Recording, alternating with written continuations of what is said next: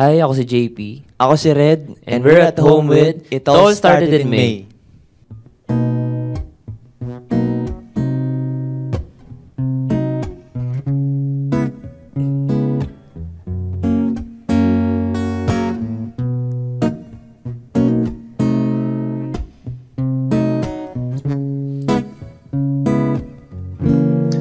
Naaalala mo po ba nung tayong dalawa pa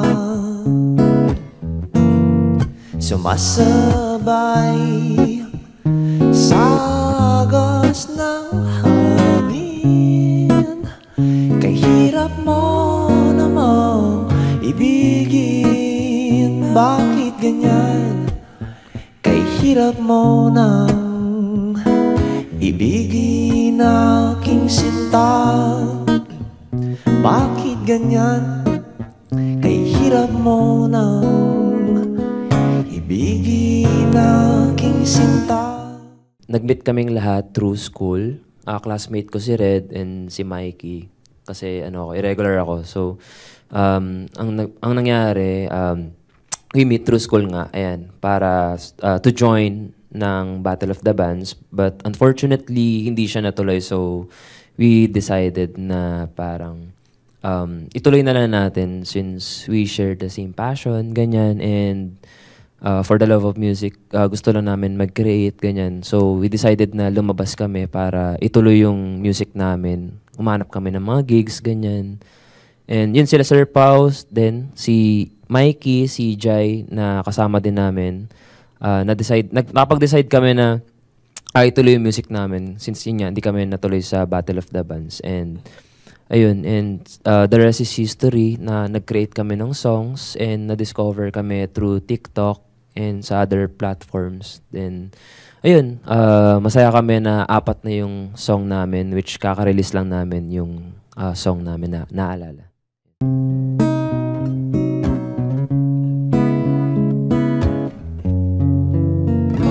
Kay sarap alalahanin ang nakaraan natin. Kay hirap namang limutin ang pagmamahal mo sa'kin. Sumasabay sa agos ng hangin. Sa song naman, una nang gagaling po sa akin. Yung song po kasi na Okay Tamis, random ko lang siya naisip. Hindi po siya yung parang planned na, parang, ano ba yun? Hindi siya solid na parang ito Hindi yung planado. hindi siya yung Hindi ito siya yung yung dapat planado. mangyari, ganito ganyan. So anything random lang na pumasok sa isip ni Red. Tapos yun, i-share ko sa kanila. Tapos yun, nagkakaroon po kami ng collaborative na, Ideas. kung may idea sila, ganun, i-add na lang po nila sa song na yun. Ayun, ganun din po sa Naaalala, same lang din po. Yeah, mostly ganun po yung nangyayari sa creative process. Unang tao lang muna, gumagawa siya ng draft. And if nagsistruggle siya na matapos yung song, we try to collaborate nga. And me, si Red, and si Sir Pao, kami yung parang nagko-compose ng song.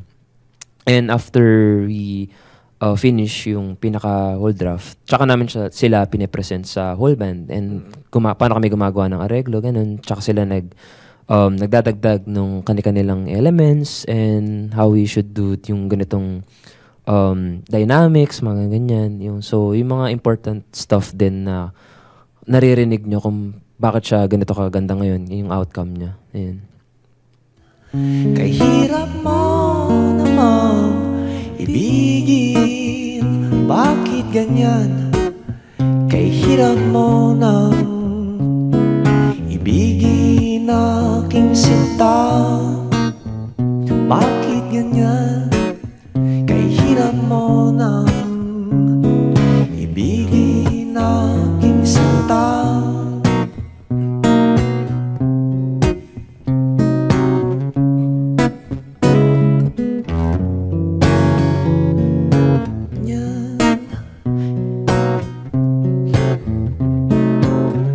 For the music influence, actually, sa individual, may kanya-kanya kaming influence. Pero kung sa main, ang pinaka-main influence namin is VST, Mga boyfriends, yan. Cinderella. Hotdog, ganyan.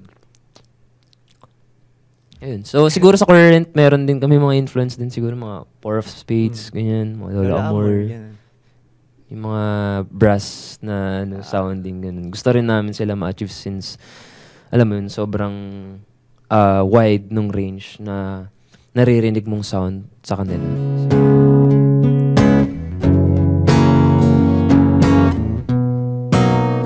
Bakit ganyan? Kay hirap mo nang ibigin aking sinta. Bakit ganyan? Kay hirap mo nang ibigin aking sinta. Bakit ganyan? Kay hirap mo nang ibigin aking sinta. Bakit ganyan?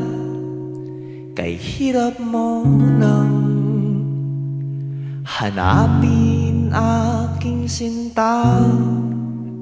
Yun, may bago kaming release, Naalala, guys. Hope you stream lahat ng streaming platforms. And follow nyo rin kami sa lahat ng socials namin, Facebook, TikTok, X.